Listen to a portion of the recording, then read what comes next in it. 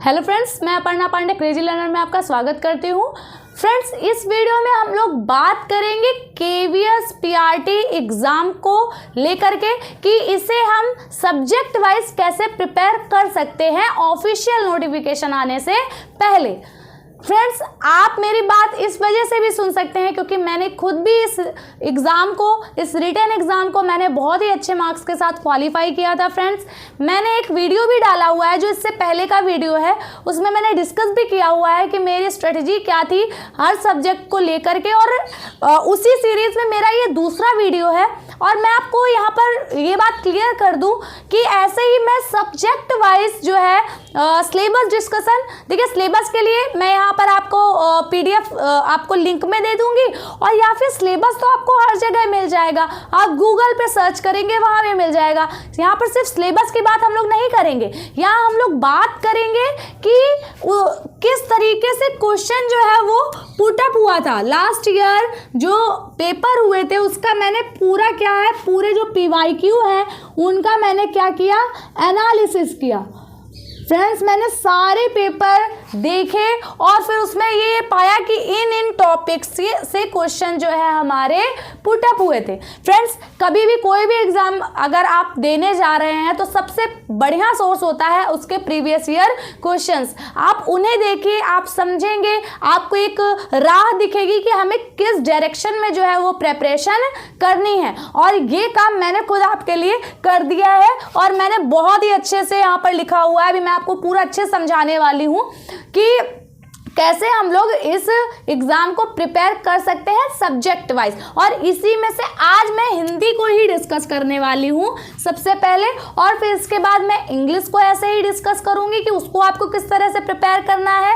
Maths, EVS and pedagogy और जो other subject हैं उनको भी हम लोग डिस्कस करने वाले हैं हर वीडियो में अलग अलग। तो अगर आप मेरे चैनल पर नए हैं तो आप मेरे चैनल को सब्सक्राइब जरूर करिएगा, क्योंकि आप खुद पाएंगे कि देखेंगे कि कितना मतलब आपको रेलेवेंट मैटर मिल रहा है। क्योंकि फ्रेंड्स, मैंने भी कई एग्जाम जो है रिटन एग्जाम वो क्वालिफाई किए हैं, तो मैं जो अपना अनुभव है उसके माध्यम से आपको भी हेल्प करना चाहती हूँ। तो देखिए, केवीएस पीआरटी में हम लोगों ने पिछले वीडियो में भी बात की थी कि जो एग्ज़ाम है ये कितने 180 मार्क्स का होता है, मैंने आपको बताया था।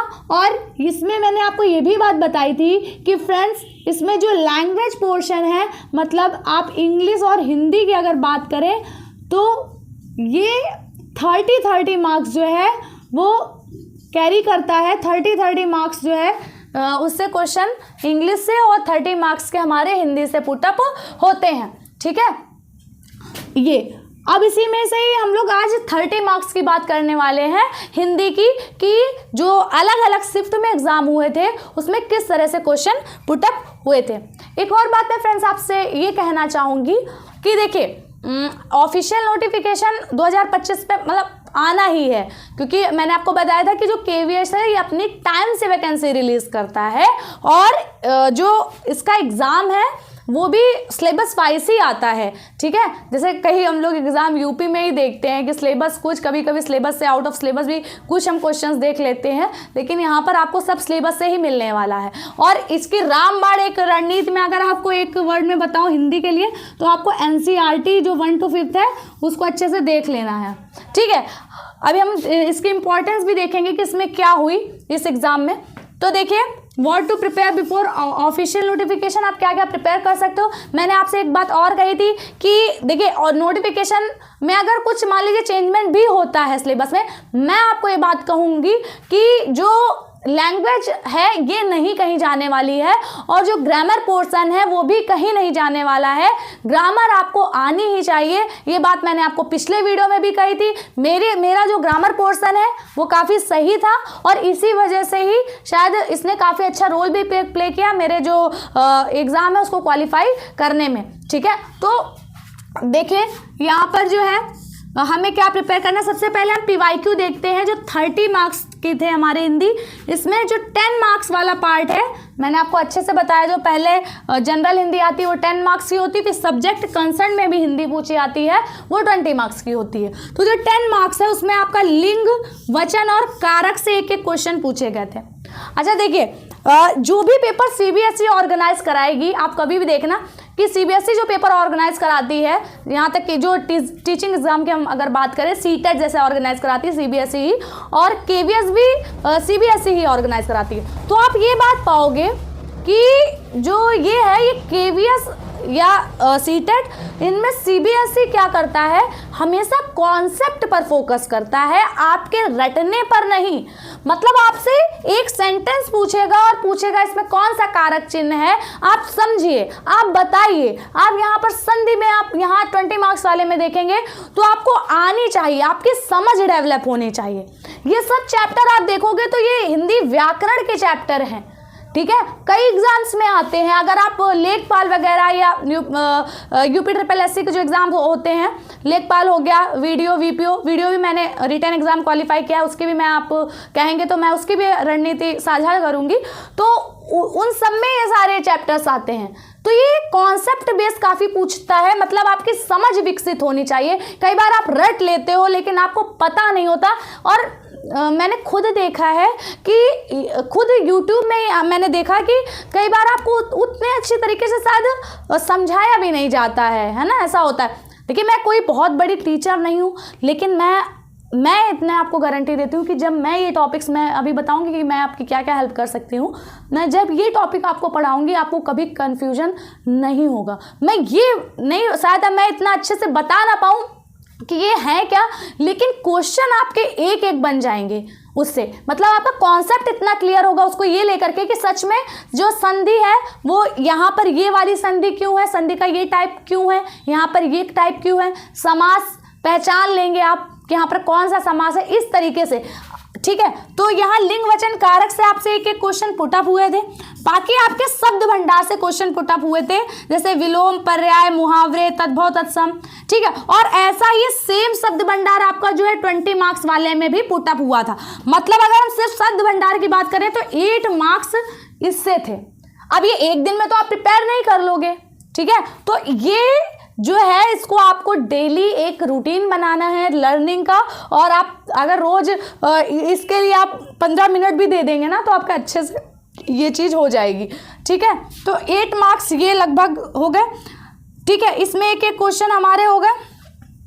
और फिर गद्यांश जो है, इसमें किसी में 2, किसी में 3, किसी में 4, मतलब एक गद्यांश दे दिया, अपठित गद्यांश, उससे रिलेटेड क्वेश्चन पुटअप कर लिए। किसी में 2 क्वेश्चन, किसी में 3 और किसी में 4 तक भी पूछे गए हैं। तो इस तरीके से था।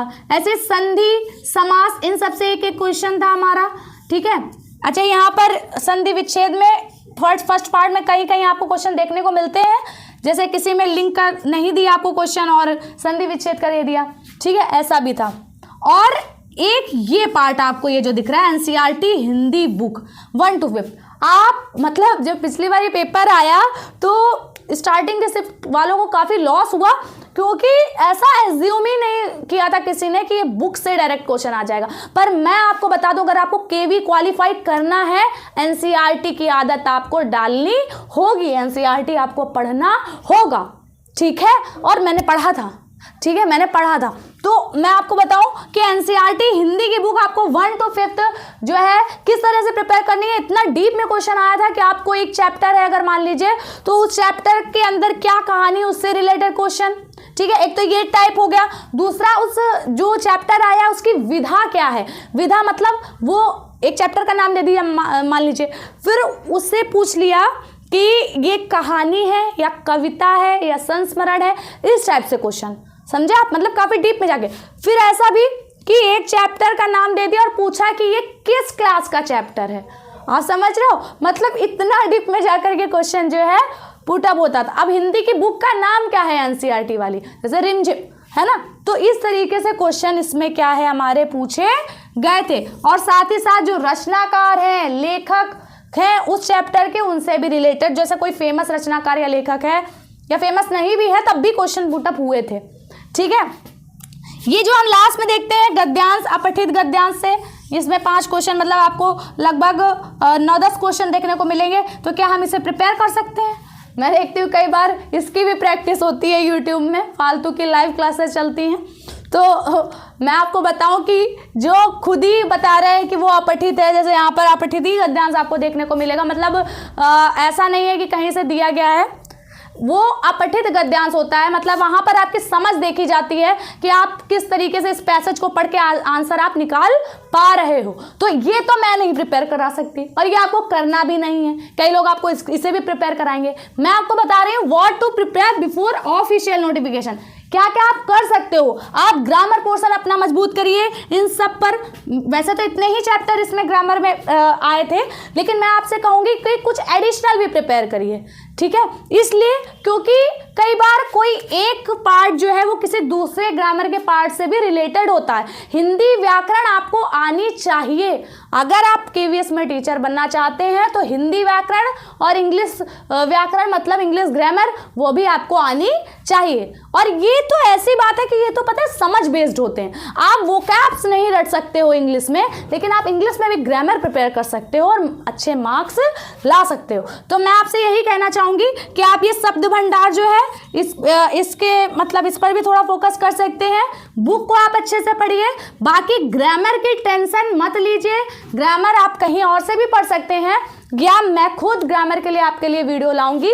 अच्छा देखिए, मैं जो वीडियो लाऊंगी वो इक्वली यूजफुल होंगे किसके लिए, क्योंकि मैं जो वीडियो या वीपीओ जिसको आप बोलते हैं UPSSC जो ऑर्गेनाइज कराती है, ठीक है, इन सब के लिए भी वो इक्वली यूजफुल होंगे। इसमें भी ग्रामर अच्छी खासी आती है तो इक्वली यूजफुल होंगे। अगर आपका ये भी एग्जाम लगा है तो उसके लिए भी आपको टेंशन लेने की जरूरत नहीं है। ये भी एग्जाम कह रहे हैं कि अप्रैल तक शायद हो सकता है, तो इसके लिए भी आपको टेंशन लेने की जरूरत नहीं है। बहुत अच्छे से मैं आपको प्रिपेयर करा दूंगी। और क्योंकि मैं ग्रामर की एक सीरीज चलाऊंगी जिसमें ये भी मतलब आपका केवी भी हो जाएगा और भी एग्जाम जिसमें आपकी ग्रामर आ रही है वो हो जाएगी। हिंदी में तो मैं कराऊंगी ही, अगर आपकी डिमांड होगी तो मैं इंग्लिश में भी करवाऊंगी, ठीक है। तो आई होप आपको एक डायरेक्शन मिल पाई हो कि किस डायरेक्शन में हमें जो है वो मेहनत करनी है ना। क्या क्या हमारे जो पेपर है जिससे हमने टारगेट बनाया हो उसमें क्या क्या आता है। तो चलिए आगे का डिस्कशन हम लोग नेक्स्ट वीडियो में करेंगे अदर सब्जेक्ट्स का। अगर आपने मेरा स्ट्रेटेजी वाला वीडियो नहीं देखा है तो आप उसे जा करके देखिए। और मेरा वीडियो अगर पसंद आ रहा है तो चैनल को सब्सक्राइब जरूर करिएगा और कमेंट जरूर करिएगा। तब तक के लिए जय श्री राम।